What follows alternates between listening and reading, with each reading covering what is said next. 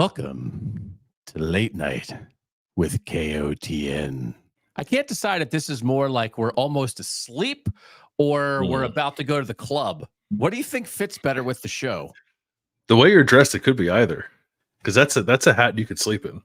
That is. I can't decide if this is douche, douche, douche, or if this is like, It's KOTN Late Night. It's Doug Lesmerises and Bill Landis wrapping up for the next hour everything important that happened in Northern college football on this Saturday. Our Monday show, Landis, which you can listen to and watch. Well, you can watch it live at noon Eastern on Mondays. Listen to it later on podcast feeds. We're going to wrap up all the games, right? But that's going to be like more stats and whatever. This is sort of instant gut reaction. I don't have any notebooks in front of me. And I was going to say, like, unlike most shows, I'm lacking knowledge, but I'm not sure that's unlike most shows, but we're just letting it rip, right? My hat's on backwards. Yeah. No, that's how you can tell the severity of the show, which way your hat is facing, and also whether or not it's an SEC team hat. So yeah, no, this is like I just knocked my computer off my desk. Yeah. Hey, let it rip. Sorry. Caught it. This is like this is vibes, I think, right? This is not hardcore statistical analysis. I can't believe I just knocked my entire computer off my desk. Thank God. We need to make sure we're having fun on this show. And we are. But I don't wear pajamas. Do men wear pajamas anyway? We don't have to talk about what we're not wearing. But I did wear my Jonas Brothers shirt because that's about as lit as I can get at 11 p.m. on a Saturday night. Yeah. So we have a Notre Dame game that is ticking down. We have Oregon and Michigan games that are just ending. I am recently back about 2 hours ago as we start the show at 11 p.m. I got back about 2 hours ago from my trip to Morgantown, West Virginia. I left about 5:45 on Saturday morning. It was my first time in Morgantown. And the game did not go as West Virginia fans wanted. There was a 2-hour lightning delay, which kind of sucked the juice out of the place. But also what sucked the juice out of the place was West Virginia sucking. And that's not me saying that. That is Neil Brown saying that. Right, Landis? The head coach of the Mountaineers was like, we did not play good football. Yeah, which was obvious, I think, to anyone who watched that game. And, we've been on that West Virginia hype train a little bit, so we'll own being wrong on that. Yeah, a lot of it. We'll own being wrong on that. But, yeah, West Virginia didn't show up. Touchdown, Notre Dame. I drove that train off a cliff. You know who was awesome, though, was Penn State and this new offense. And when we did our rankings of the most important people in Northern college football this season, we had Andy Kotelnicki, the Penn State offensive coordinator, third on that list. Mm-hmm. And Landis, I think the way Penn State played on Saturday proved how important of a hire he was, that we were not overestimating that. And that was a legit Penn State performance that I think should put the North on notice and have Nittany Lion fans very excited, because it was foundational. Their defense is their defense, and it was completely new. Their offense actually was explosive and didn't play scared and made plays. And if you start combining that, now you are talking about a team that's going to give people potentially a lot of problems as Notre Dame takes the lead on Texas A&M with less than 2 minutes to play. Yeah, my guy, Jeremiah Love. I think if you look statistically, just compare Penn State's win against West Virginia last year to Penn State's win against West Virginia this year, you might feel similar. And you might say to yourself, well, I've seen this already.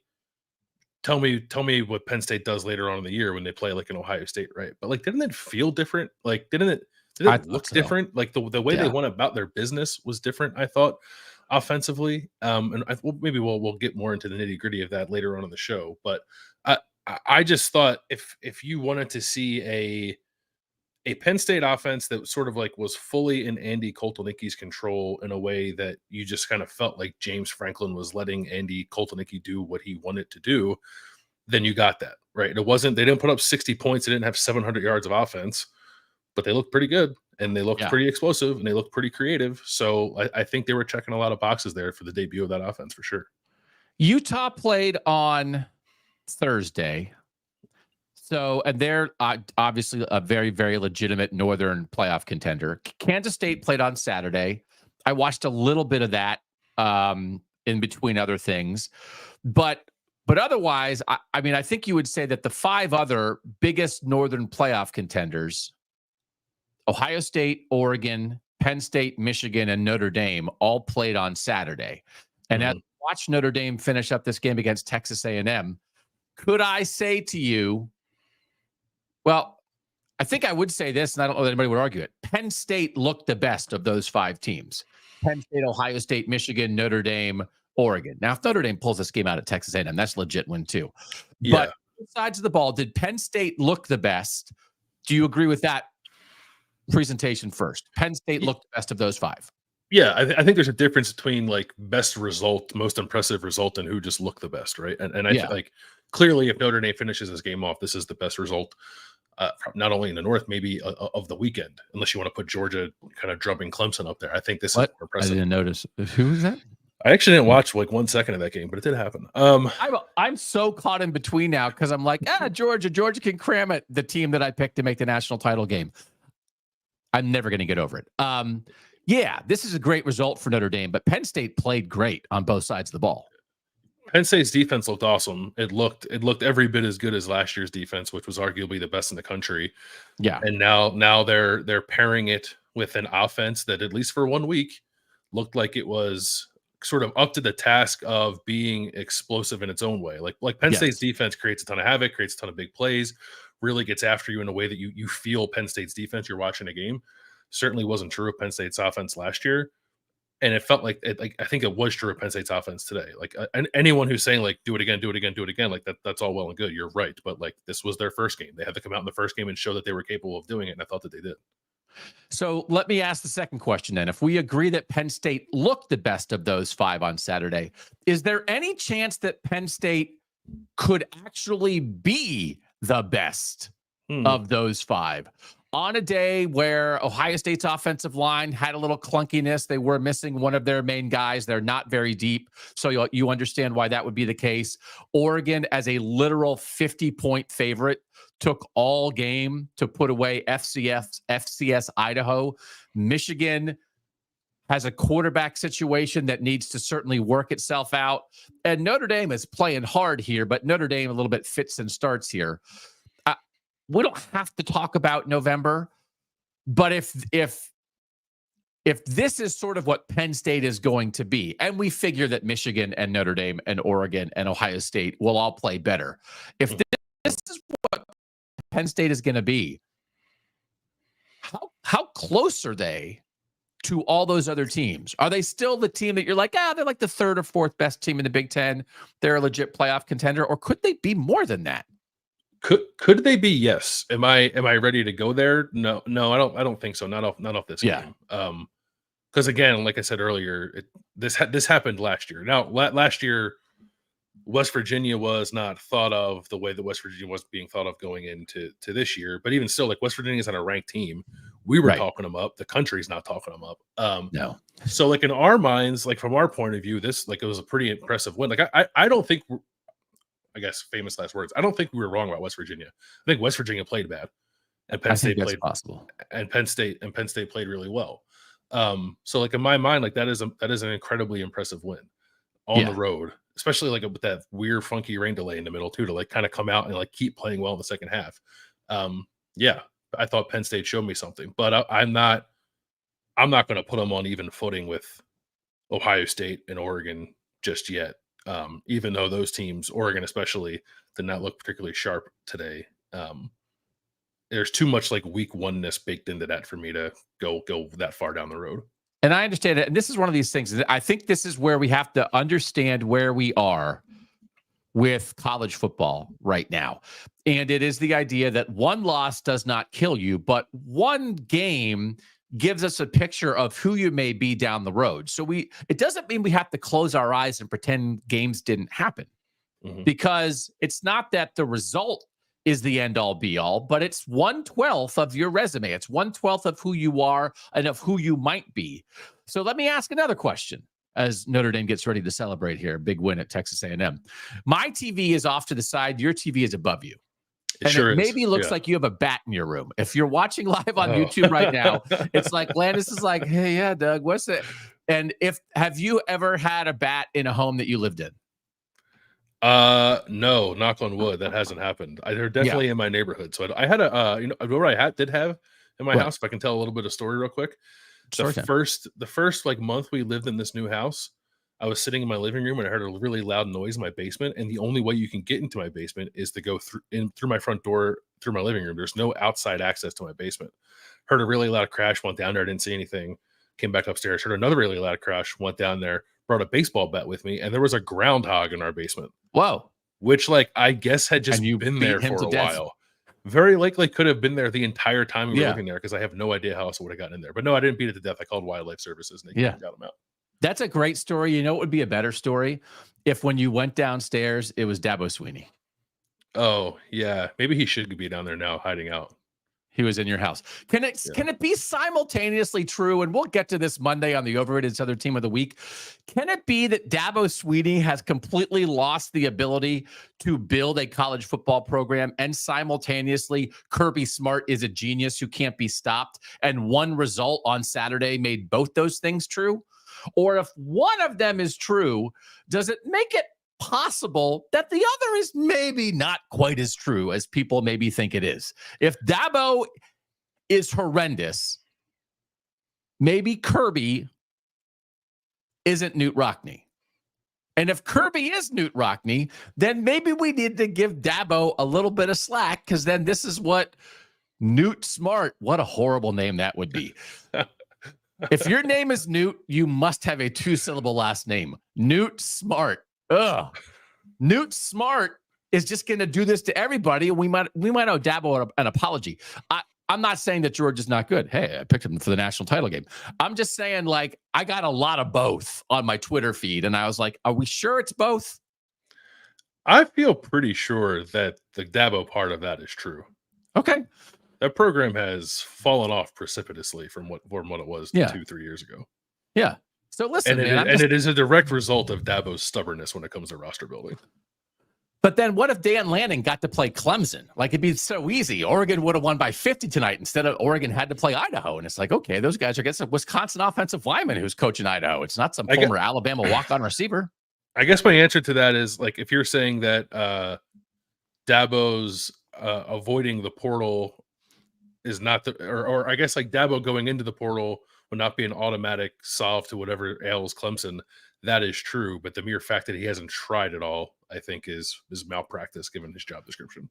I think what I'm more saying is the thing that I always said about Nick Saban, diabolical scheduling genius, is Georgia beat a ranked team, but by the end of the year, we might be like, okay, I mean, the Clemson win, are we that impressed? That's all, right? Because I think we'll definitely. That's my main point. Yeah, I don't think Clemson's very good.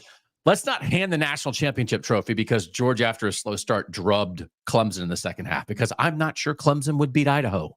I'm with you there. Yeah, I'm with you. Yeah. So Morgantown was a great scene, and I had never been there. And the people that I talked to said that, like, the vibe around the stadium was as good as it's been in years. So I'm excited for West Virginia fans that got to experience that. And I interviewed a bunch of people. Hopefully we'll have a little package, maybe Monday or Tuesday, about, interviewing people in the parking lot. But I did see one of the people that I interviewed before the game. I ran into him as I was leaving at the end of the third quarter, because I had to get back for the show. I didn't stay for the whole thing because it was over. And he was not sad. Like, he sat through a 2-hour lightning delay. I think, actually, I don't want to speak for all West Virginia fans. They had a great offseason, and they had a great Saturday morning. Mm. And I think they believe they still are anticipating a great season ahead. They played terrible. I'm not sure West Virginia is going to sleep heartbroken on Saturday night. Would that make sense to you as Notre Dame goes up 10? No, I think they will, because I think they thought they could win that game. I thought they could win that game. I thought they were going to win that game. I can't, like, we picked them. I'm not sure. Did you see another human? But why was it the biggest? Why was it the most raucous weekend anyone had seen in Morgantown? It's because Penn State was coming and West Virginia thought they could beat them. I ran into a guy who had a sunburn P on his chest because he had, like, taped a P onto his chest for Pat McAfee. If they had said, would you rather have Pat McAfee, former West Virginia punter, come to do a show on Friday and have the game canceled, or would you rather play the game and have no Pat McAfee? I think they would have been like, what if we have McAfee on Friday and then we just tailgate all day Saturday? They still have a really good chance in the Big 12 to get some stuff done. Definitely. I don't think it's heartbreaking for them. And the thing that will be odd is that they played horrible. And I thought Neil Brown's post-game news conference was super interesting. I wasn't there, but I watched the whole thing. I mean, it's one of two things. And this is not analysis. Just to be clear, this is not analysis. I'm wearing a backwards Pixar hat. So it's not analysis time. Because when you analyze things, you can't say, well, it's definitely either one thing or it's definitely either the exact opposite. And that's my analysis. That's just stating all possible outcomes. He was on tilt, I thought. So it's either that like this rallies them, they wipe it, like they learn from it, and they go be the team that you and I thought they were going to be, or this is like the beginning of the derailment. And you look back and say, man, they came out and were not ready in week 1. And that was the story of their season. I do think it could go either way. I'm not giving up on West Virginia, but it was so bad. And he was so like, he just took it such to heart and he blamed himself, but he also blamed other people. And he clearly was not happy with Garrett Green. I mean, he also said Garrett Green's going to play much better next time. And the next big game, he'll play much better. Garrett Green did not play well on Saturday. They dropped some balls on Saturday. They did not make plays that were there to be made. He also complained about the refs, but that was like as honest. He didn't lose his composure, but he laid it out there. That was a horrible Saturday for West Virginia. So what do you think is more likely? They figure it out, or this is like beginning of the teetering? I think it's more likely that they figure it out because I can't imagine that we're at a place now for one game where West Virginia had just suddenly forgotten how to run the ball. They did not run the ball well at all against Penn State. It was the first time since November of 2022 that West Virginia was held under 100 yards rushing. They just didn't block it well. Jaheim White was out of the game for a little bit, right? And ended up coming back into the game. Just like wasn't there. Garrett Green did nothing with his legs, but I think all of that stuff will eventually hit for West Virginia. Okay. So otherwise you're talking about a team I think with a major identity crisis, but I don't think they'll get there. I think again they played poorly. So I think they'll figure it out. They play Albany next week, so like whatever. I'm sure then it's the brawl, week, but then it's the backyard brawl, right? So that's when we'll know. Whatever happens next week, I don't think it'll tell us a whole lot. And Pitt looked good. Mm-hmm. Pitt's offense looked good. They couldn't stop Penn State. Yeah. One of the things I did do in the parking lot was I asked all the West Virginia fans what they thought of Pitt. And then when I go to the Pitt-Cincinnati game next week, I'm going to ask all the Pitt fans what they think of West Virginia. Then we'll have a little package for Backyard Brawl Week. Oh, that's great. I love that. I don't know. Do we have a bleep button? Because when you ask West Virginia fans what they think of Pitt, you could ask an 8-year-old. You could ask a 91-year-old. You could ask a doctor and nurse who just came out of surgery. You could ask a 3rd grade teacher in front of his class, and they all would say the same thing, and you must bleep it. There's a bet. What we like the live aspect of it. You might have to get a TV that you don't have to tilt your head back for. Well, it's just the way that it is on the wall. I know. Yeah. So what's happening up there? There's a bat. If you get, by the way, if there's a bat in your house, you get 2 tennis rackets and you smush it together. The bat got its first ranked win on the road since 2004. I think that's what that just said. First road win versus a ranked what team? Versus a ranked what team? A what team? A ranked what team? A ranked SEC team is what that says. 23-13. And you know what else that cashes? That cashes the $500 real money big bet from T-Shoe. Love it. Bets of the North every Friday morning where T-Shoe is choosing a bet. And I'm like kind of standing behind him saying, yeah, that bet. We're betting $500 of real company money to win it for charity. T-Shoe got it done. He had Notre Dame +3. And then my bet, which is the underdog, like plus money bet, mine was the Oregon over, which only missed by 40 points. Does it count if Washington, because it was partly with Washington, right? If Washington and Weber State make up the difference, can you still hit or no?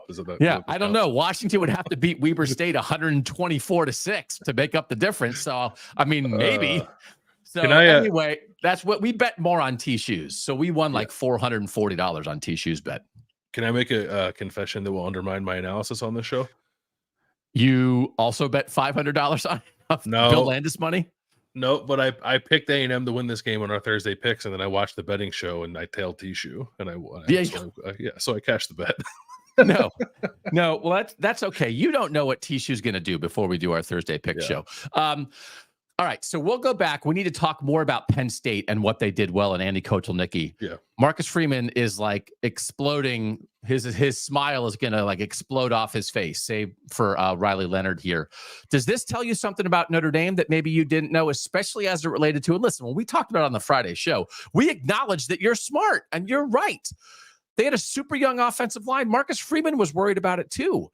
They seemed to hold up pretty well. It felt like the momentum, especially in the second half, was with the Texas A&M defense, and maybe all those young guys were going to get nervous and going to get tired, and then they didn't, and Riley Leonard made enough plays, 18 of 30 for 158, 12 rushes for 63 yards.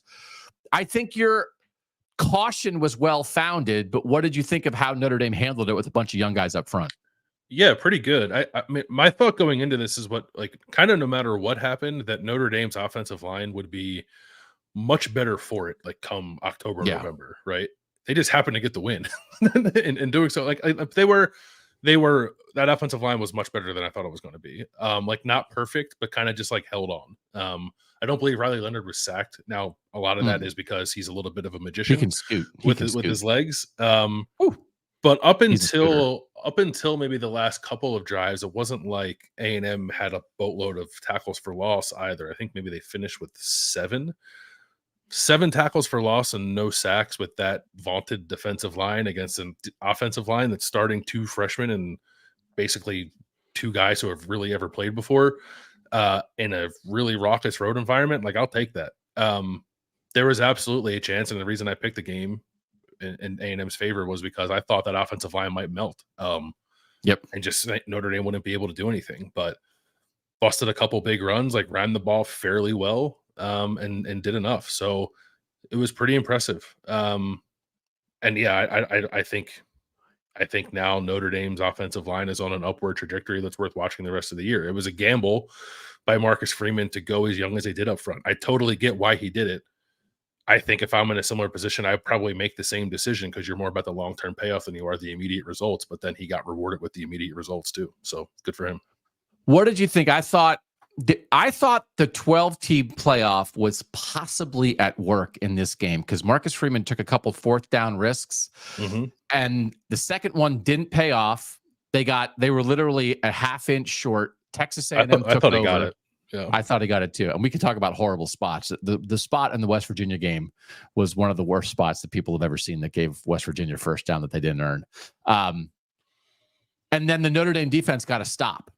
And there is something, I think Marcus Freeman is the kind of coach who will coach that way, put it on your guys. I do believe that there is intrinsic value even in failure.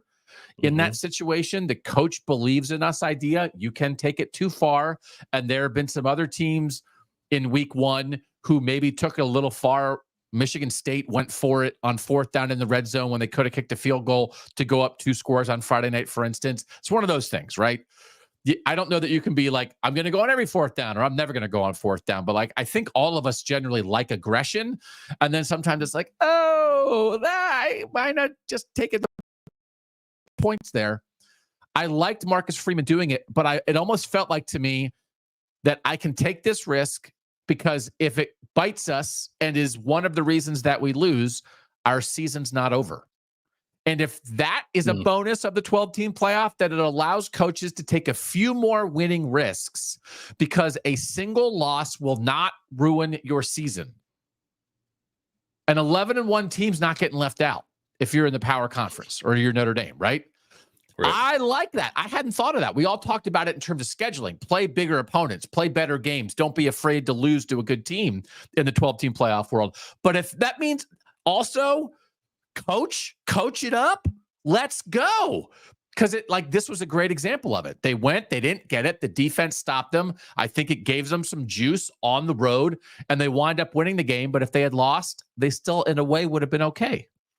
Yeah, I mean, I don't necessarily call it risk taking. I think it's doing the It's coaching.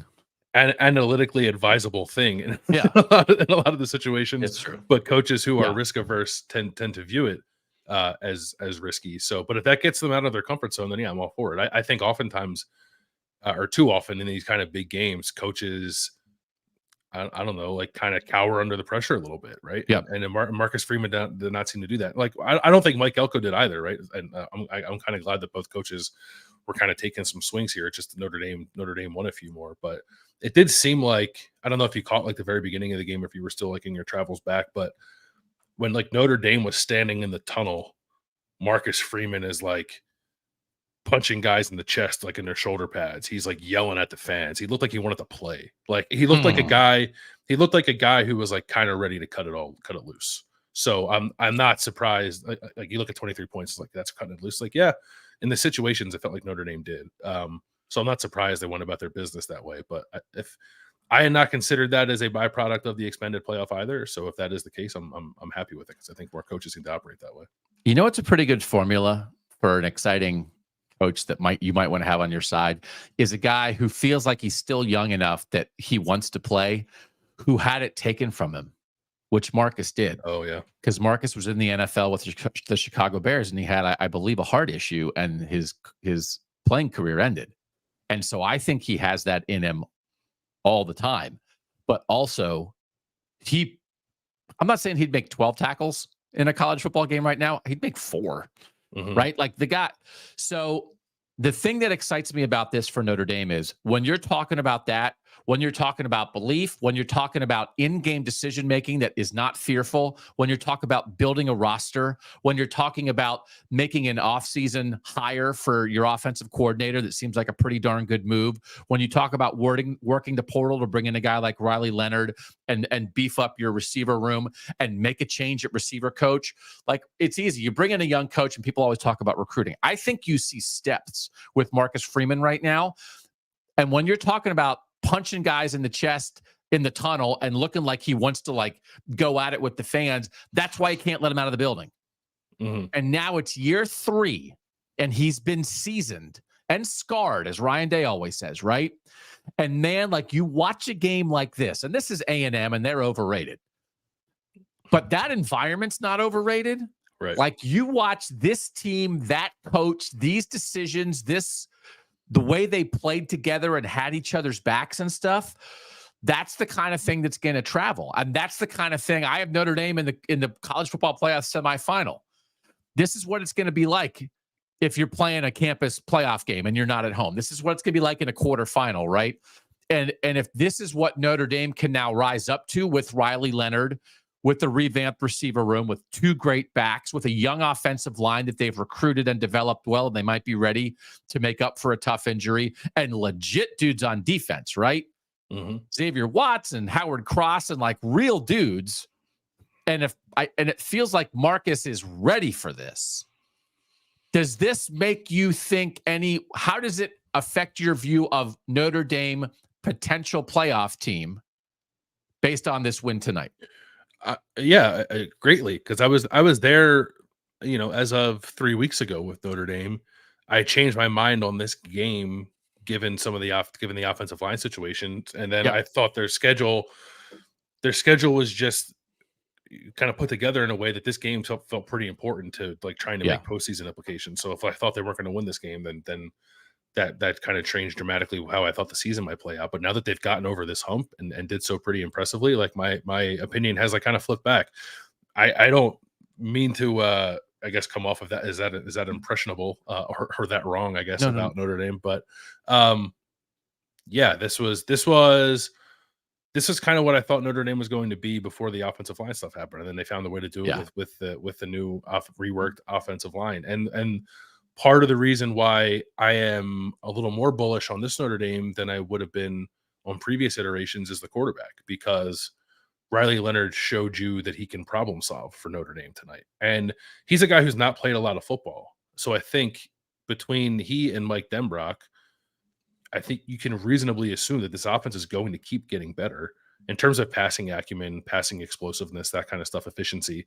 But in the meantime, they can run the ball and they got a quarterback who can make plays. And I just don't know that they've had like for all of Sam Hartman's good qualities. Like, I don't think he was that kind of quarterback for this team last year. That's why like I was never much of a believer in that.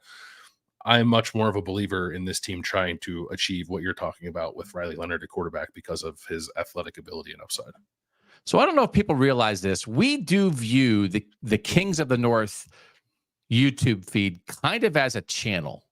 And there is a possibility down the line that we will have other shows on that channel beyond what you and I do, right? Mm-hmm. Like that's a possible plan. I was going to surprise you with this later this week, but I'll surprise you with it now. We're experimenting with some scripted series potentially that like some sports themed kind of like, little movies or like a dramedy, right? Mm-hmm. And there are 3 contenders right now, and I want to talk about if you think any of these shows would work this year. Okay. Because you're the chief content officer, so this is really the ball's in your court on this one. The first one is called Drew Aller, playoff quarterback. There's a colon in there. Drew Aller, playoff quarterback. How does that hit the ear? After you watch Drew Aller play on Saturday, are you ready to greenlight Drew Aller, playoff quarterback? And take that as you will. Maybe it means he's the guy as a quarterback who can get Penn State to the playoff. Maybe he's the guy that in the playoff can actually do something. Are you buying that show? Chief Content Officer Bill Landis. I'll buy it a little bit. I'll buy it a little bit with Drew Aller and his 44 rushing yards today and showing a little bit of wiggle, a little bit of playmaking and some pretty nice downfield throws when given the opportunity. So I don't know that I'm green lighting it, but I'll listen to more of your pitch. Okay. Yeah. There's some competition here. We can greenlight multiple shows or we can just pick one. Will Howard, playoff quarterback. Are you ready to greenlight that after his performance for Ohio State on Saturday? It's hard because the supporting cast is so good. Yeah, but that's okay. I mean, that matters. Yeah, I'd probably greenlight that. Yeah, I'd greenlight that. Did you have any more trepidation about that before Saturday than you do after Saturday? I know is that we haven't talked about Ohio State yet. A little bit of a clunky start, offensive line issues, but made some throws right. Like, and did he seem like in the moment of the moment ready for this? I thought so. Yeah, he started off like 0 for 4, and then I thought was pretty good from there. And what like the 0 for 4 was like there was a drop and like a borderline pass interference call in there. So, I thought he looked pretty good, and he had a couple nice runs too. Okay, and the third option is Riley Leonard, playoff quarterback. Are you ready to greenlight that? I would greenlight that especially because of the 3 that you have pitched me. He is the one that I think maybe has the most little magic dust sprinkled on him with some of the stuff he can do. Yeah. Scooty.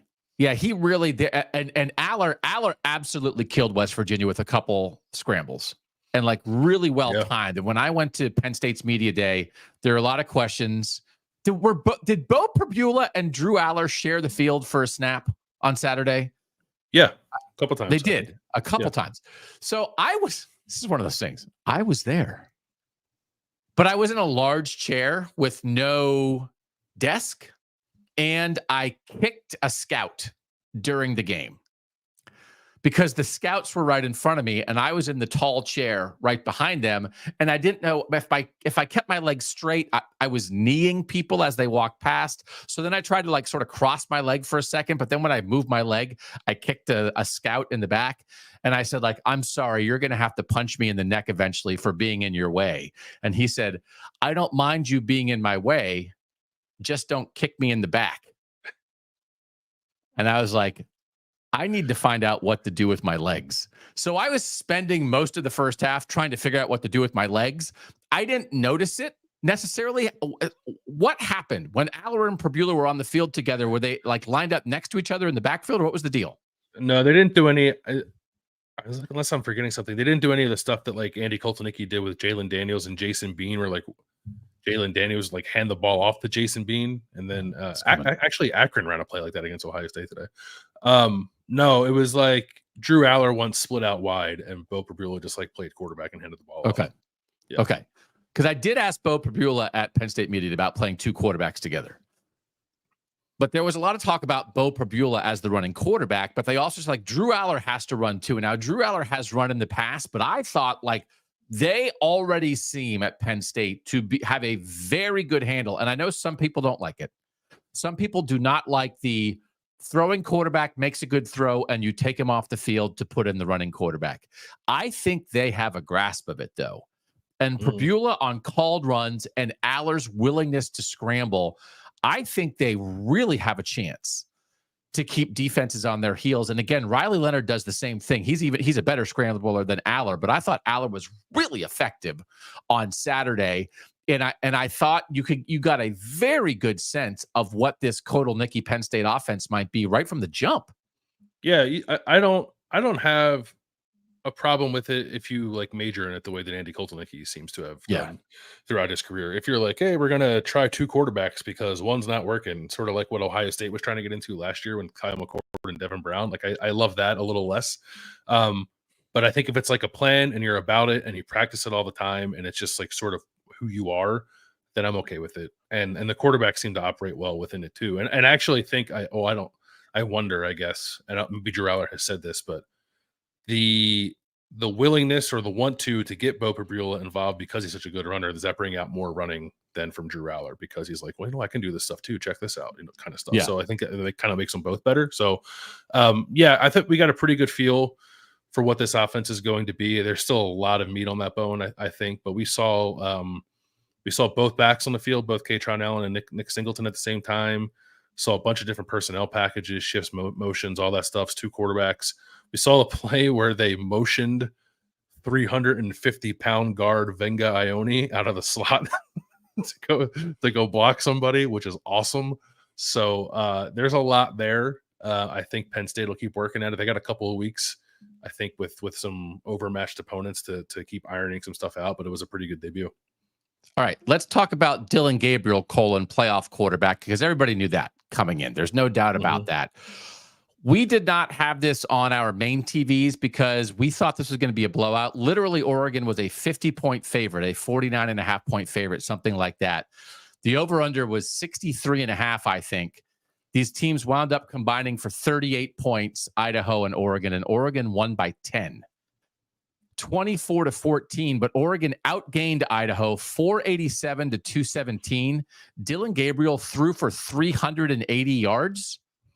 He was 41 of 49. And they scored 3 touchdowns. And they only had 1 turnover. And they got stopped on 4th down twice. So that's part of it. This is one of the oddest box scores you will see. Do we just punt this? Is this just like, well, that was a crazy game? Or is there anything in here about, is Oregon maybe not quite who we think they are? Yeah, I don't know. Like I'm purely box score analyzing on this because I didn't get eyeballs on it for all that long. I flipped it on late when it was like, oh, the score's close, and then Oregon kind of pulled away. But it is odd. Yeah, it's really weird. I don't know. I guess the thing that would be most alarming from a result like this, if you just glance at the score and then dig a little deeper, is if Idaho had somehow put a bunch of drives together against Oregon's defense, but that doesn't really seem to have happened. Idaho had 217 yards, didn't average 4.6 yards per play, had 2 late touchdown drives and a bunch of punts. So I don't know. I guess you can probably just chalk it up to like week 1 stuff, but I'm going to go back and rewatch it because I want to make sure that's the case because it's a very odd result. Dan Lanning, not super happy afterwards. Just looking at some quotes from the post game. We weren't running the ball effectively, so we had to pass the ball to get first downs. We just didn't play clean. I don't think we found our rhythm. That would be part of it, right? That like the pairing of that again, that wasn't in rhythm the way that Penn State came out in rhythm. It's hard. They ran it 37 times for an average of 2.9 yards. So like that's one of those where, okay, there's the result, and then there's how you get to the result. If we're wondering, is Oregon going to be able to run the ball effectively, in a world where Bucky Irving is gone and everybody really likes James, but like, if there's, they did change a lot of people in their offense. They lost their really good center. Their tackles are really good, but like that I'll buy. That's at least a question mark going forward. Is Oregon going to be able to run the ball as effectively as it needs to? Because if they can't, then all of a sudden they become a bit of a one-trick pony, even if that pony is the oldest pony that ever lived. Can I ask you, did you know this, by the way? This happened maybe like 20 years into my marriage, that I said something about like, oh, well, that pony grows up to be a horse. And my wife was like, ponies don't grow up to be horses. Ponies are ponies. Did you know that ponies are ponies? I did know that. Yeah. Does everybody know that ponies are ponies, that ponies are not a smaller version of a future animal? Everybody knows that? I think so. Yeah. I don't know that everybody knows that. I guarantee you there's at least one person watching this who thought a pony grew into something. Anyone in the comments going to bail me out here? Campbell in the comments said that Idaho's 2 touchdowns were on trick plays. Well, then Oregon should run some trick plays too. I knew that about ponies from SBTO. That's not helpful to say that you knew that. I need someone to say, Doug, I agree with you. I thought a pony was a teenager horse. I didn't know that. Okay. John didn't know that. One. Right. It's me and John. So like they need to find some balance there, right? And when it's the same team. And again, it's that whole thing about the ship. It's the same ship, but they took out a bunch of boards and put in a new bunch of boards. So yeah, they have Evan Stewart, and yeah, they have Dylan Gabriel, but it's not Troy Franklin, it's not Bucky Irving, it's not Bo Nix. And so I think we're all making assumptions that it'll be pretty much exactly the same. But maybe this is a reminder that like just because it's the same offense and the same idea and other very good players, it doesn't guarantee it's exactly the same. Yeah, it makes you want to go. I mean, I'm going to rewatch this game and take a pretty hard look at the offensive line and see what was up there. Dylan Gabriel looks like he was sacked 3 times for negative 23 yards, so that puts a dent in it. Like Jordan James looks like he ran the ball well, 15 for 95 and a touchdown, averages 6 yards a carry. Noah Whittington averaged less than 3 yards, fewer than 3 yards carry. So, yeah, I mean, Ohio State had similar issues, right? Ohio State's offensive line with a bunch of new pieces was not literally clicking early on against Akron. It figured it out a little better in the second half, and maybe Oregon just never quite hit its stride. But I don't know that I'm sounding alarm bells necessarily. But okay, yeah, but you make a good point, right? When you're building your ship out of a lot of transfers, it can take a little longer for things to click. All right, here are my people. Will, Campbell, here are my people. I also thought ponies were young horses. See, I'm just a man of the people. I'm just an uninformed. Billy Byler said ponies are the Mac of horses. Cute, but they'll never go into anything bigger. Oh, that's good. I like that. But what if but then it'd be like if your pony had like a really good right leg, and then the pony's like front right leg transferred to a horse because it got more NIL money than they were getting in Pony World. Let's talk a little bit more about Ohio State. We are going to talk about Michigan and what we thought of the Wolverines, and then double back on what happened with West Virginia. Ohio State, first half especially, right? What was it, 17-3 at halftime? Is that right? Against Akron. Yeah. Mm-hmm. Donovan Jackson, their starting left guard, is a 3-year starter at left guard, did not play. They ended up starting Austin Sarabald there, who had certainly his first career start, barely had ever run. He had never played. It was his first, it was his first game. Yeah. How much would you chalk up is that it? When Donovan Jackson is back, they're good to go? Or was there something with the offensive line for Ohio State? Because this was coming into the season as quarterback and offensive line, and it felt like the quarterback and the offensive line, by all reports, had a good August. And then it was like, oh, okay, well, Ohio State maybe solved their 2 problems.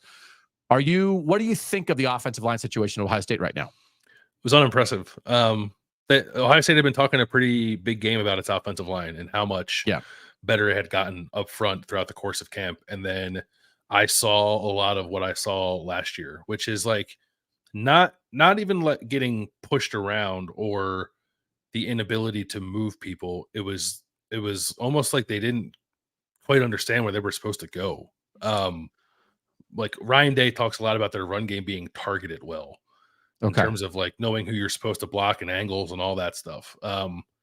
I don't think any of that showed up in the first half. I think that was the biggest issue. It got a little better in the second half. That happened a lot for Ohio State last year. That was kind of the most like discouraging thing, I guess, of all of that game, was that you wanted to see a new look offensive line with like a different way of going about its business. Now, maybe that wasn't possible with so many new pieces because they were starting true redshirt freshman at left guard who had never played before, a brand new transfer center who had played some but was playing his first game at Ohio State, and then a third-year right guard who has played a little bit but was also making his first start. So like 3 new pieces in the middle of the offensive line is going to take some time to gel. I want to pay proper respect to that, but the issues that plagued Ohio State's offensive line last year, I thought were still apparent in this opener, and that was not particularly encouraging. 2 other things on the Ohio State offense. The 2-headed backfield of TreVeyon Henderson and Quinshon Judkins combined 21 carries for 120 yards and a touchdown. Also, 2 catches for 18 for TreVeyon Henderson. What did you think of the way they used those guys? Did they just basically rotate series? And did you watch it and think to yourself, that's going to be pretty good? Yeah, they basically rotated series. I thought TreVeyon Henderson looked better, looked more explosive. Seemed like he was maybe getting a few more opportunities to hit some stuff on the outside. Okay. And looked good doing so. Quinshon Judkins a couple of times was just kind of like running into the teeth of the defense. And I thought there were a few runs for Quinshon that ended up going for like 1 or 2 yards that would have been losses had he not run through a tackle at the line of scrimmage. So, but you look at the final stat line and just sort of generally watching the game, like eye test wise, TreVeyon definitely popped a little more. But okay, I think the inefficiencies of Quinshon Judkins were due in large part to the types of runs he was being asked to run compared to TreVeyon, and then the lack of execution up front in the first half for Ohio State. All right. And is Jeremiah Smith, as a true freshman, going to lead Ohio State in receiving yards this season? Yeah, I think he might, because I thought this was pretty telling. 6 for 92 and 2 touchdowns. Carnell Tate 4 for 58. Emeka Buka 4 for 51. In the first half, first drive, Jeremiah Smith dropped the ball on a tunnel screen, was blocked really well. Like he might have scored if he caught it. It would have been like a 70-yard touchdown. Then he gets a penalty for like not lining up correctly that sets them back from 3rd and short to 3rd and longer, and they don't convert. It was like a pretty bad opening drive for Jeremiah Smith. The next drive that came right back to him, Will Howard looked for him. I think it was on 3rd and 10, 3rd and 4, 3rd and 6 for a touchdown. And it was like, that's his guy. And if that's his guy, that's the guy that's going to lead the offense in receiving. Yeah. Yeah. Plus, have you seen many receivers who are better on 50-50 balls? No.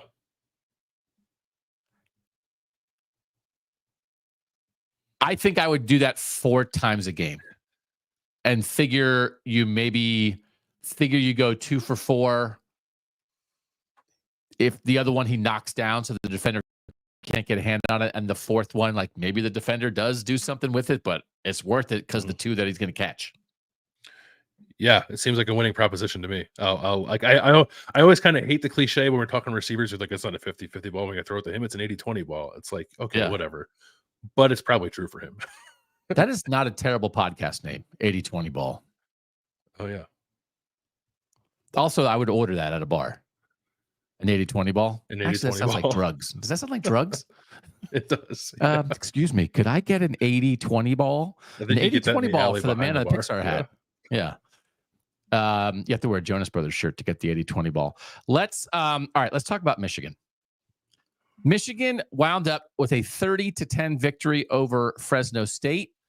I thought a lot of Michigan looked like Michigan, primarily defensively for much of the game, especially when it comes to making big plays. And they still found themselves in a situation up 2 scores where Fresno State's driving late in the red zone, about to score and cut it to 1 score. And then Will Johnson gets like a 90-yard pick 6 because he is arguably, and maybe not arguably, the best cornerback in the country. So this is a playmaking defense. This is a playmaking defense still. And I know they were talking a lot about the Fresno State quarterback is pretty good, but he's short. And Kenneth Grant and Mason Graham were getting in his face and making him throw over them. And you just start, and Jayshon Barnum and everybody's excited.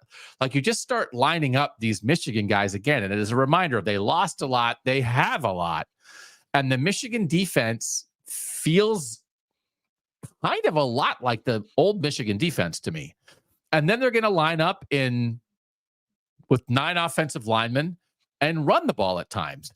And there is a lot of that seems to work, even if it's not exactly what everybody anticipated. Although I guess some people around Michigan who really thought Khalil Mullings might be the guy. He had 15 carries for 92 yards, only 11 carries for 27 yards for Donovan Edwards. So, like, running the ball, Landis, defense, and then using the tight end, who, by the way, Colston Loveland's going to have 1,400 receiving yards this year. He had 87 receiving yards against Fresno State, 8 for 87. All that seemed very familiar to me, and that has been super effective for Michigan for the past 3 years.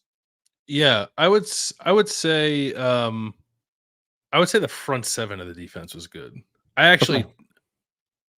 thought Will Johnson had a pretty bad game up until that pick 6. Partly because of what he did on that pick 6 is what he does all the time, which is try to jump routes, and it kind of gets him in trouble. It just worked for him on that play. So I didn't think he had a great game. He also didn't play the whole game. He was kind of rotating. I don't know what that was. They said that the TV sideline reporter said they were rotating. Yeah. So if you're the best corner in the country, you don't get rotated out. So I don't know what that. They rotated out Marshawn Lattimore. They did rotate out Marshawn Lattimore at Ohio State. Like, Marshawn Lattimore didn't come into the season with the pedigree of being the best. Are you trying to stir? Are you trying to stir stuff at Michigan? Why is Will Johnson not on the field every single snap? I think it's worth a question.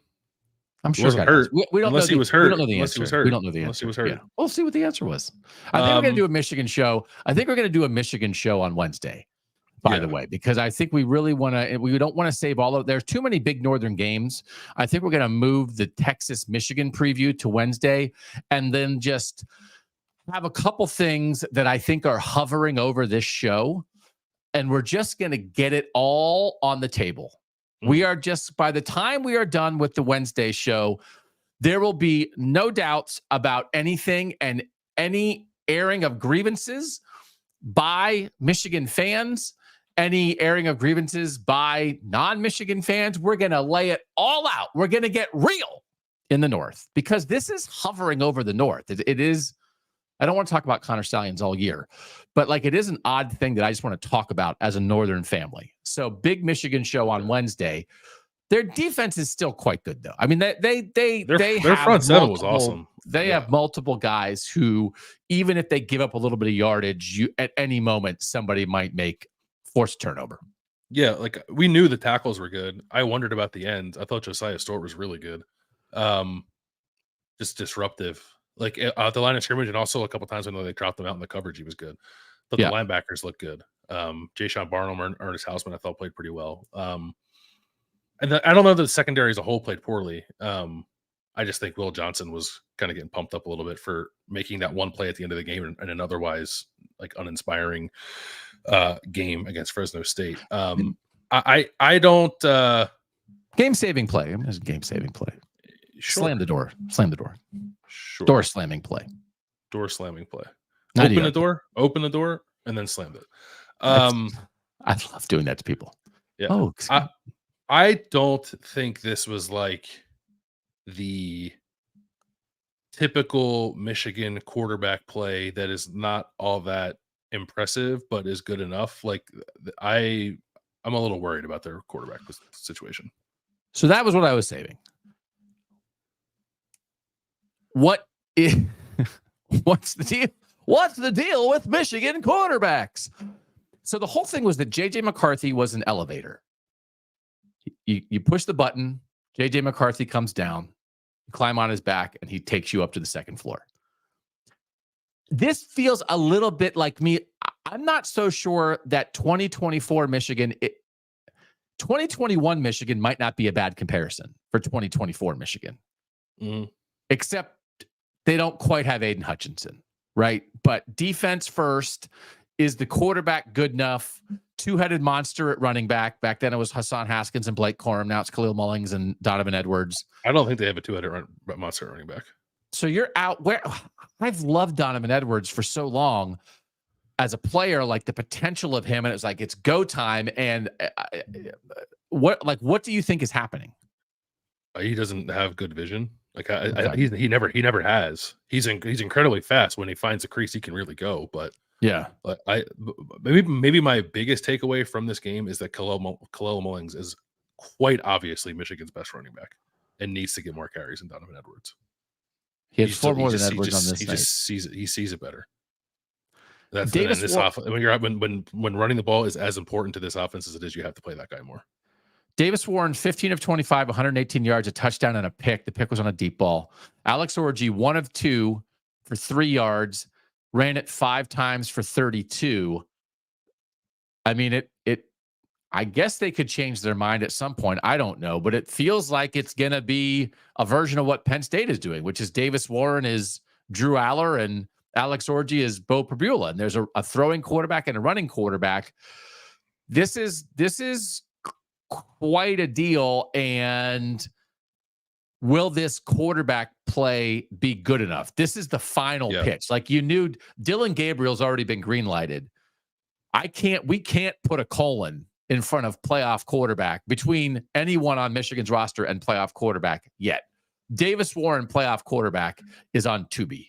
And Alex Orji, playoff quarterback, is not even a truthful statement because he's not a full quarterback. He's a running quarterback, just like JJ was when he was a freshman. So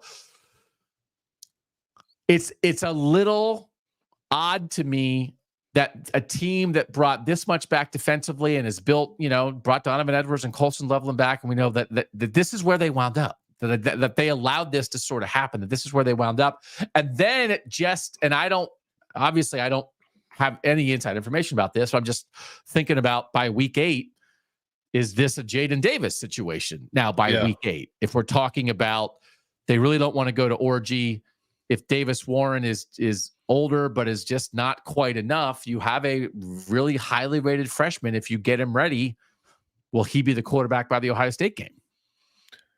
I could see that. And you just kind of hope you can tread water until then. With like Texas and Oregon on your schedule. I don't know. And USC, like an incredibly difficult schedule. I mean, this is I mean, it's crazy. I don't know what else to say. And it's not like they're the only team in the country that has questions at quarterback. No, they're not, but they're the only. Are they the only major contender in the country who had questions at quarterback who made no efforts to try to improve their situation? I guess there's a part of me that just thinks there was so much else going on. Not that they forgot, but if it was a normal, it was like, what was that thing? You ever do that sometimes? Like you get in the car to drive somewhere, and then you come back and you're like, why did I go out? What errand was I running? It's like, oh, I was supposed to stop and get a quarterback. I don't think that's what happened, but I just think maybe if it was a normal offseason and the head coach didn't leave and there wasn't this NCAA stuff hanging over everything and you weren't revamping the roster in a million other ways and finding a new strength coach and everything else and finding a new offensive court, like maybe they would have. But it is a little odd for them to be as good as they are, to be the defending national champions and to be in this spot. It really is. I don't know that Michigan fans would disagree with that. I do think that there's a version of an offense that works. I think if you're just running Khalil Mullings and Donovan Edwards and doing a lot of play action stuff with Davis Warren and really peppering Colston Loveland, like not everything was bad from Davis Warren. The interception he threw was bad. He really pulled a string on a ball down the field to Freddie Moore when Freddie Moore was open. And he'll get better. They all get better. Yeah, I mean, Aiden Childs wasn't great, and Tyler Van Dyke wasn't great, and there were a lot of Big Ten quarterbacks and Northern quarterbacks that weren't great the first week one. Yeah, for sure. And there were times when like Davis Warren gets his feet under him and like everything's on time, and he really rips that thing, right? So there, I get, especially watching the two of them play today, like why they started him, and I can see a little bit of the vision, but I think they are significantly worse at quarterback. Like way and worse than I thought they'd be coming into the year. We knew they were going to be worse because JJ was good, but they're worse than I thought they'd be. We had talked about this from a betting standpoint. I was surprised last week that the Texas-Michigan line early, maybe it was 2 weeks ago, Tishu and I did like an early line show, and it was only 3.5. It's 5.5 now. So it's moved 2 points from where it was 2 weeks ago. So we'll double back. Mike, can we show the one thing? So here's the thing. Ball matters, but so does having fun with your friends. And Morgantown was a great place to have fun with your friends. There were a lot of happy people there who had a happy offseason and had a happy pregame and waited it out. The stadium did not get completely full again after a 2-hour plus lightning delay. And it's just unfortunate when that kind of thing happens. But we also have to remember the bigger mission here, which is in Northern football, we are changing lives. And we might be saving lives. And there was one person, a West Virginia student I talked to, that was proof of that, if we can run that clip. Student, now I was an Alabama fan. Oh! So I mean, I'm just a student think about now. that. I was an Alabama fan. Oh! Yeah. That's what, when there's ever, and if I'm in the Northern United States and someone says I was an Alabama fan, I'm going to say, oh, it's just a natural reaction. So there was think about that, Bill. That's funny. You found him because I remember after Ohio State won the national title in 2014, myself and friend of the program, Ari Wasserman, we went around the South, like asking people about Ohio State. And one of the places we went to was Tuscaloosa. We were walking around the Tuscaloosa campus, just like stopping people on the street to say like, hey, what did you think of Ohio State winning the national title? And the first person we stopped to talk to was a kid from Ohio. Oh, okay. Like, not you. That's not the point of this. Yeah. He had great perspective, actually. I'm really glad we found him. Yeah. So it was just a bad football day from West Virginia. And they have Iowa State at home. They have Kansas at home. They have Kansas State at home. So they have 3 other bangers in Morgantown ahead. And it's a non-conference game. So if they go win the Big 12, they're going to make the playoff. But they need to figure some stuff out. That I thought their pass catchers dropped a couple balls. Garrett Green sailed a couple balls, but it was a pretty non-functional passing game, especially compared to a Penn State passing game that at times in the past has looked non-functional. But I thought you could see Andy Kotelnicki scheme guys open. The first big touchdown for Penn State was Trey Wallace schemed open. And as you pointed out, Drew Aller made a good read, threw with anticipation, and put it right on the money. But Trey Wallace was open by 8 yards, right? Yep. And I thought they did some other things. They had some nice throws to the back, and then they did that. Like, I was shocking at the end of the first half that Penn State, when I feel like in the past Penn State would have kneeled it out, and they threw a jump ball 50 yards down the field to Amari Evans that people have been excited about, and he just like out jumped, and Neil Brown thought pushed off the West Virginia guy, and he might have, but that's why you take the shot, because if you get a 15-yard pass interference penalty, then you kneel it out. It doesn't matter. Try. And even that, like, there was an aggression to it. And it was really, West Virginia wasn't close to that. Garrett Green was not close to Drew Aller. I didn't think the West Virginia passing concepts were close to it. And as much as there are questions about the Penn State receivers, I thought the Penn State receivers were much bigger playmakers than anything the West Virginia receivers were doing. So both Penn State and West Virginia have 2 backs that they like, and it certainly hurt West Virginia that their star left tackle, Wyatt Milam, who I thought played pretty well against Abdul Carter, matched up against him most of the first half. Yeah, really handled his business, and then he didn't play at all in the second half. And I was walking around the press box saying, "Wyatt Milam's not in? Do you guys notice this? Is it?" And everybody's like, "Oh, I don't know." They never made any kind of announcement in the press box about it, because they never said it. They never said anything about it on TV either. No. I was actually, and then someone like said to me later, "Oh, he's back," and I was like, "Oh, okay." And I was like, "No, he's not." So anyway, once he wasn't going to play, like, it was over. But they were actually blocking Penn State and Abdul Carter for a little bit, but they couldn't throw. And it was like, there must have been Penn State fans watching that being like, that's how we used to be. Yeah. And it's like, not anymore. Now Penn State knows how to throw, because Andy Colt, they spent the money and brought in an offensive coordinator. And that's something I think we'll talk about in some form this week. There's just a couple other places. I think Minnesota is in this place right now. There's a lot of people, a lot of programs who have chosen or been forced to evolve, I think, in the last couple of years. And Iowa and Penn State are first and foremost. Wisconsin certainly qualifies there. That, like, you did it a certain way. It was conservative. When you're playing people that you're more talented than, it's good enough. But if you're trying to do something in a 12-team playoff world, if you're trying to do something in a Big Ten that includes USC and Washington and Oregon, if you're trying to do something to be a real contender in a 12-team playoff, you cannot necessarily be what you've always been.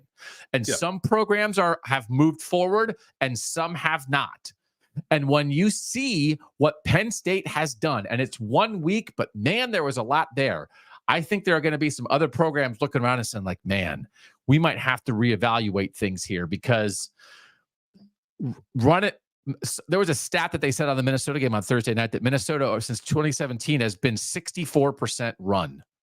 Blew my mind. That's not the world. It's not the world. And it's not even necessarily run pass, it's creativity. And so Penn State made a huge leap with that, and you could see it pay off immediately in week 1. And I think West Virginia, for one, maybe they'll straighten it out, but they have to be looking around saying okay, we maybe can learn some things here. Yeah, West Virginia, I think, has to figure out how it can win games when running the ball is difficult. Because I just so much of what they do throwing the ball seems predicated off of running the ball efficiently, and they obviously didn't do that today. Penn State's defensive line was really good, especially the tackles. The whole group was good, but the tackles where I thought West Virginia might have a little bit of an advantage or might be able to find some success, and that didn't really happen. And West Virginia, I think, just very much was taken out of its comfort zone. West Virginia is a team that is not built to throw to win. Right. But I think the point you're making is, or at least part of the point you're making is you have to be able to do that at some point, right? And they weren't able to. And were they not able to because Garrett Green just had a bad game, or because there's something sort of inherent in the way they go about their business that makes them unable to? It's probably some combination of both. But we know there are better games in Garrett Green. We saw them. We saw them last year. We just happened to not see it at all over the last 2 years. Against Penn State, which is the best team that West Virginia played. So maybe that tells us something too. But I think Garrett Green will bounce back. I think West Virginia will bounce back. I'm glad. I was worried when Wyatt Milam, not playing the second half, that there'd be something long-term there, but it sounds like that's not the case. So I think that O-line will get better. They have some new pieces too. The right side's all new. So I think they'll be okay long-term. It just, it was a little bit of a bummer to see that West Virginia wasn't quite ready for what Penn State was bringing to the table, and Penn State played great. So good for them. Yeah. And West Virginia had trouble snapping it. And this is what coaches always say, but Neil Brown said they had back-to-back plays where they had snap problems. And he said the 2 plays we called when we couldn't get the ball snapped correctly would have been big plays. It's isn't that strange how it always works? Yeah. How did he? Oh, that was going to be the good. We had we had a bunch of, we executed a bunch of bad plays because we were saving the good plays. Then we didn't snap it on the good plays. But again, I thought Neil Brown was really honest, and they have an easy one next week. But this really gets me fired up for the backyard brawl at Pitt in week 3, because Eli Holstein and Pitt, who we will talk about on Monday, the Alabama transfer, they came out and chucked it all over the yard and scored 55. And so they weren't playing Penn State, but I'm thinking now, who's going to have the better, whose quarterback is going to play better in the backyard brawl? Because Eli Holstein looked ready for this, and Garrett Green had a bad week. So anyway, we will do this every Saturday, almost every Saturday. Now every Saturday, I have my daughter's the drum major. I'm a proud father of a drum major, and she has some competitions on Saturday. So I do have to figure out some of that stuff. Because I got to go to some of them because she's the drum major. But Landis will be here. And I think it's 2 weekends, right? That you might not. I think for those we might have someone was asking about having a Penn State writer on to talk about Penn State's win. I think in a weekend like that and a game like that, we'll try to have somebody on who's an expert in one of those teams to come on and join me, so you don't have to listen to me talk the whole time. Yeah. So, but the Monday show is going to be more digging in. We're going to pick out some of our favorite things and teams that changed our mind and try to have little categories and stuff. And we really, on Mondays, we want to touch on everybody. We want to at least brush on every Northern team and what we saw from them, what we learned from them from the previous weekend, everybody who played at least. So in this show, we're just not able to do that because there's some teams that we just weren't able to watch. I watched a series and a half of Avery Johnson and Kansas State. Brendan Sorsby, I think, had a good game for Cincinnati. I didn't get to watch that game. I watched a tiny little bit of Syracuse and Kyle McCord. I know he threw for 300 plus and 4 touchdowns. Washington's still playing as we record this. So like by Monday, though, we'll have a better handle on everybody. Yeah, we will. I saw a little bit of Kyle McCord. I thought he looked good. I watched a little bit of Iowa. I thought that offense really clicked in an impressive way in the second half. So I'm looking forward to talking more about that. Stuff from Thursday. We haven't talked about Colorado and North Dakota State yet. We'll talk about that on Monday. There's a lot to dive into for sure. Yeah, I was rewatching the Minnesota game during the lightning delay. I've like sort of flip-flopped. I have a lot of thoughts about Minnesota, but they've changed a little bit. And I will say, now caring about multiple teams, I don't love snarky Twitter Saturdays for college football. Like everybody has super snarky, strong opinions in the middle of the first quarter on everybody. And I don't love it because when I'm just like focused on one team and it's like, oh, whatever. Yeah, people are making funny jokes. But now that I'm focused on 28 teams and people are having like 6 minutes into a game, strong, snarky opinions, and it just makes me be like I'm not defending my teams, but I'm also like, could we get to halftime? Can we get to halftime before we like have a strong opinion about like how terrible somebody is? So I don't know. No, unfortunately, no, we can't do that. Defending the North. Got to defend the North. All right. Thanks to you guys for joining us here. Good crowd here for late KOTN Late Knight. That was Bill's idea. You named it. Yeah. We'll get maybe a little too clever. Jammies. Maybe a little too clever. People get it. People wear the jammies, and we have like official logos. You might see like the new logos popping up soon. And once you see those popping up, then I hope Landis merch might not be that far behind. Yeah, I need some hats. I wouldn't mind having something in me here. So yeah. All right. Thanks to everybody for being here. You make all of this possible. So thanks for staying up late. Thanks to our producer, Mike Yarostowski, for staying up late. We will see you on Monday at noon for a full recap of everything that happened in Northern college football. And guess whose name we didn't say on the show? Billy Napier, because we don't care what happens in Florida. Thanks again to Mike. He's Bill Landis. I'm Doug Lesmerises. And that was KOTN Late Knight on Kings of the North.